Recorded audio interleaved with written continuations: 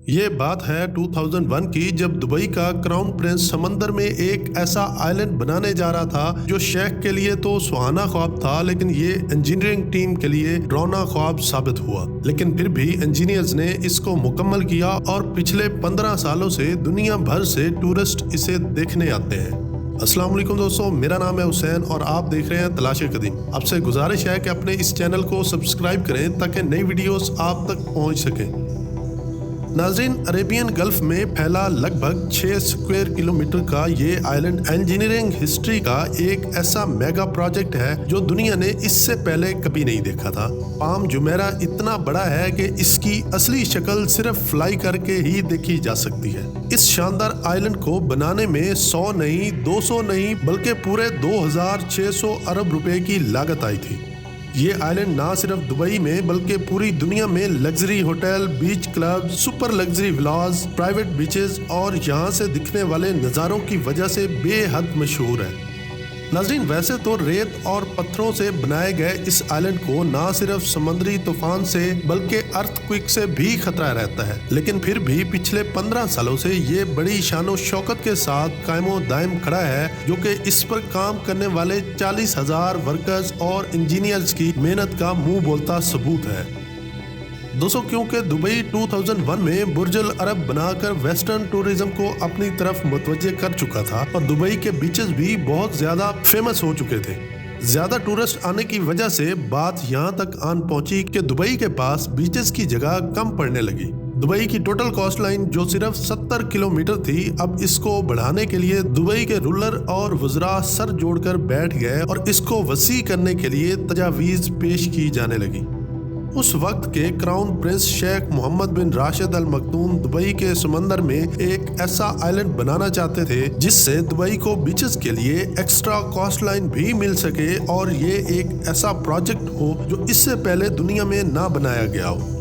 शेख मोहम्मद बिन राशिद अल मखदूम ने इसके डिजाइन के लिए वज़रा को टास्क दे दिया, लेकिन जो डिजाइन वज़रा की जानिब से पेश किया गया वो सर्कुलर शेप में था और शेख राशिद अल मखदूम ने देखते ही इस डिजाइन को रिजेक्ट कर दिया, क्योंकि इस डिजाइन से दुबई को सिर्फ 10 किलोमीटर की एक्स्ट्रा कॉस्ट लाइन मिल रही थी, जो कि बहुत ही कम थी। शेख चाहता था कि कम से कम 70 किलोमीटर तक कॉस्ट लाइन बढ़ाई जाए। इसी वजह से शेख राशिद ने खुद डिजाइन बनाने का फैसला किया और वो इस आइलैंड का डिजाइन बनाने में कामयाब भी हो गए, जो कि एक पाम ट्री की शेप थी और हैरत अंगेज तौर पर इस डिजाइन से दुबई की कॉस्ट लाइन में 56 किलोमीटर का इजाफा भी हो रहा था।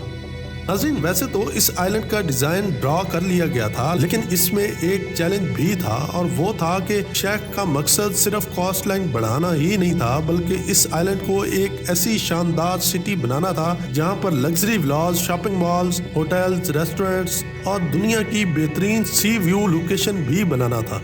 शेख राशिद चाहते थे कि इस आइलैंड को पूरी तरह नेचुरल मटेरियल से बनाया जाए, यानी सिर्फ रेत और पत्थरों से बनाया जाए, जो कि इंजीनियरिंग कंपनी के लिए एक बहुत बड़ा चैलेंज था, क्योंकि दुबई के समंदर में एक ऐसा आइलैंड सिटी बनने जा रहा था जिसको दिन रात समुद्री लहरों से मुकाबला करना था, जिसकी वजह से दुबई के शेख ने दुनिया की बेस्ट इंजीनियरिंग टीम का इंतखाब किया और इस आइलैंड का कॉन्ट्रैक्ट हॉलैंड की एक कंपनी से किया गया। इंजीनियर्स की टीम ने सबसे पहले इस पाम ट्री शेप आइलैंड को समुद्री लहरों से बचाने के लिए एक सलूशन निकालना था। इसका सिर्फ एक ही सलूशन निकाला गया कि पाम ट्री शेप आइलैंड के 3 साइड यानी कि 80% हिस्से को समंदर की लहरों को रोकने के लिए पत्थरों से एक राउंड शेप का आइलैंड बनाया जाए, जिसको ब्रेक वाटर का नाम दिया गया।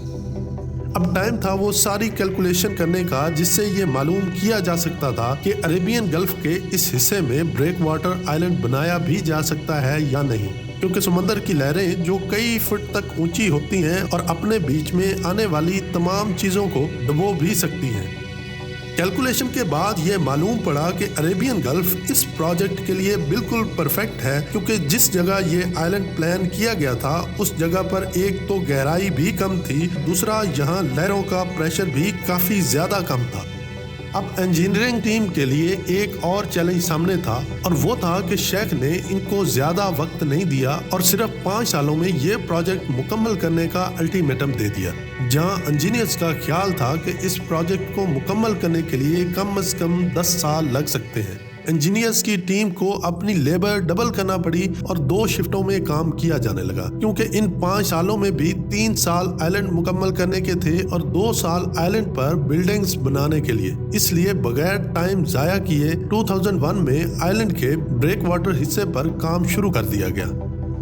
अभी कुछ काम हुआ ही था कि एक नई मुसीबत आन खड़ी हुई और नवंबर 2001 में अमेरिका में 9/11 का हादसा हो गया और एक अजीब खौफो हिरास फैल गया, जिसकी वजह से लोगों ने ट्रैवल करना ही छोड़ दिया, जिसका झटका दुबई को बराह रास्त और बड़ी जोर से आन लगा, क्योंकि इस आइलैंड पर अभी तक रिसर्च और चंद महीने काम पर जो करोड़ों डॉलर खर्च हो चुके थे, अभी फिलहाल इसका कोई फ्यूचर नजर नहीं आ रहा था। और दूसरी तरफ हॉलैंड से जो 1250 इंजीनियर्स की टीम आई हुई थी, वो दुबई में खुद को अनसेफ समझ रहे थे और उन्होंने वापस हॉलैंड जाने का प्लान बना लिया। लेकिन शेख राशिद ने इनको सिक्योरिटी का यकीन दिलाया और प्रोजेक्ट पर काम जारी रखने का हुक्म दिया। नाजरीन, नवंबर 2001 में आइलैंड पर काम दोबारा शुरू कर दिया गया, लेकिन मसला ये था कि पाम जुमेरा के ट्री शेप को बचाने के लिए पहले ब्रेक वाटर आइलैंड को मुकम्मल करना जरूरी था, क्योंकि इस आइलैंड का जो ट्री शेप हिस्सा था वो सिर्फ रेत से बनाया जाना था और इसको समुद्री लहरों से महफूज रखने के लिए ब्रेक वाटर हिस्सा बनना जरूरी था। दूसरा हिस्सा जिसको ब्रेक वाटर का नाम दिया गया, ये सिर्फ रेत से ही नहीं बल्कि पत्थरों से बनाया जाना था और इसके लिए 6 मिलियन क्यूबिक मीटर पत्थरों की जरूरत थी। यानी इन पत्थरों से अगर दीवार बनाई जाए तो हैरत अंगेज तौर पर 3000 किलोमीटर तक तवील, 3 फीट चौड़ी और 6 फीट ऊंची दीवार तामीर की जा सकती है। दुबई जहां सिर्फ रेत और पानी पाया जाता है, यहां से ये पत्थर अरेंज करना नामुमकिन था। इसी वजह से यूनाइटेड अरब एमिरेट्स की 16 अलग अलग लोकेशंस पर दिन रात पहाड़ों को डायनामाइट से ब्लास्ट किया गया और इसमें से पत्थरों के बड़े बड़े पीसेस निकाल कर आइलैंड साइड पर पहुंचाए गए। हैरत अंगेज तौर पर एक दिन में 40,000 टन पत्थर आइलैंड साइड पर पहुंचाए जाते थे, जो टोटल 190 ट्रेन इंजन के बराबर बनता है। वक्त गुजरता गया और Aahista Aahista break water island का हिस्सा भी अपनी शक्ल वाज़े करने लगा। नाज़रीन, पाम जुमेरा का ट्री आइलैंड वाला हिस्सा जिसको सिर्फ रेत से ही बनाया जाना था, इस आइलैंड में लगने वाली रेत का वजन 150 लाख टन के लगभग था, यानी वजन के लिहाज से 82,000 बोइंग 747 तैयारों के बराबर था। और यहाँ वो रेत इस्तेमाल नहीं की जा सकती थी जो दुबई के रेगिस्तान में पाई जाती है या किसी भी सहरा में, क्योंकि ये रेत पानी में बह जाती है। लिहाजा अब इंजीनियर्स को ऐसी रेत चाहिए थी जो समंदर के पानी और लहरों का मुकाबला कर सके। रिसर्च के बाद ये फैसला किया गया कि पाम जुमेरा में डाली जाने वाली रेत समंदर के बॉटम से ही निकाली जाएगी और इसके लिए कंस्ट्रक्शन साइट से 10 किलोमीटर दूर समंदर में एक ऐसा पॉइंट तलाश किया गया जहां बॉटम पर इतनी रेत मौजूद थी जो इस आइलैंड को बनाने के लिए काफी थी। समंदर के बॉटम से ये रेत निकालने के लिए ड्रेजर का इस्तेमाल किया गया, जो रेत को पानी से सक करता और फिर अपने टैंक में भर लेता था। हैरत अंगेज तौर पर सिर्फ 1 घंटे में ड्रेजर 8000 टन रेत अपने टैंक में भरता और फिर आइलैंड साइड पर जाकर स्प्रे कर देता था। रेत को निकालकर आइलैंड साइड पर डालने में एक ड्रेजर को 4 घंटे लगते थे और इस तरह 8000 टन रेत साइड पर डाली जाती थी। इस तरह एक ड्रेजर अगर दिन में 12 घंटे काम करता तो सिर्फ 24,000 टन रेत आइलैंड साइड पर डाली जाती और 150 लाख टन रेत डालने के लिए इसे कई साल लग जाते। और इतना टाइम ही नहीं था कि सालों तक सिर्फ रेत का ही इंतजार किया जाए। सो फैसला किया गया कि 5 ड्रेजर काम करेंगे और एक दिन 1,20,000 टन रेत आइलैंड साइड पर डाली जाएगी और कम से कम टाइम में ये प्रोसेस मुकम्मल किया जाएगा, जिसे रेनबोइंग का नाम दिया गया।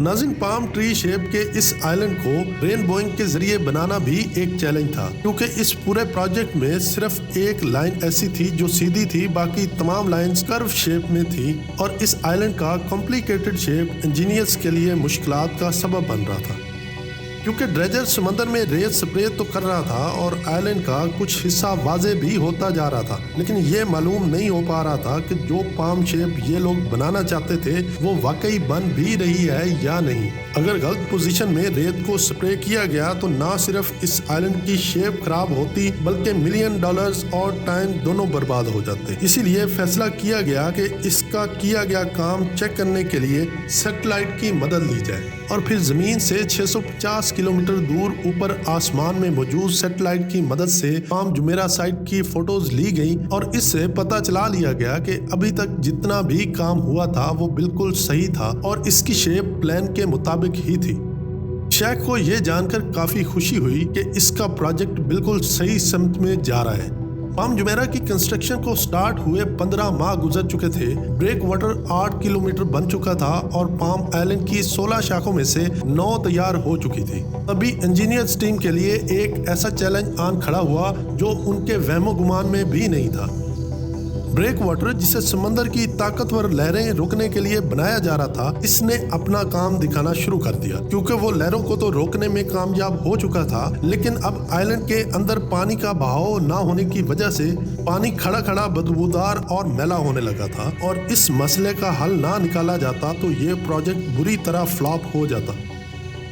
अब इंजीनियर्स की जानिब से इसका सलूशन निकाला गया कि इस ब्रेक वाटर को 2 जगह से तोड़ा गया, फिर वहाँ पुल बना दिए गए और पानी का बहाव नॉर्मल हो गया और पूरे 15 दिन बाद आइलैंड अंदर से पूरी तरह साफ हो चुका था।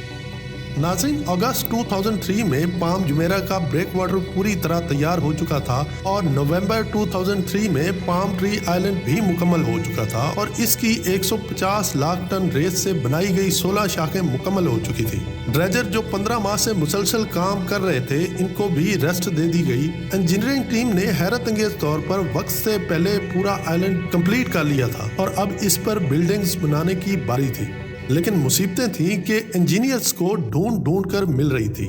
नाज़रीन, हुआ कुछ यूं कि अब एक ऐसा भयानक काम शुरू हुआ जिसने सबको हिलाकर रख दिया। क्योंकि जो रेत डालकर पाम ट्री शेप आइलैंड बनाया गया था, वो रेत आहिस्ता आहिस्ता कॉम्पैक्ट हो रही थी और आइलैंड के कई हिस्से वापस समंदर में जाना शुरू हो गए थे। ये मसला पूरी इंजीनियरिंग टीम के गले की हड्डी बन चुका था और शेख को भी अपने सारे ख्वाब टूटते दिखाई देने लगे थे। क्योंकि जिस आइलैंड पर हजारों बिल्डिंग्स बनना थी, वो खुद ही समंदर बोझ हो रहा था।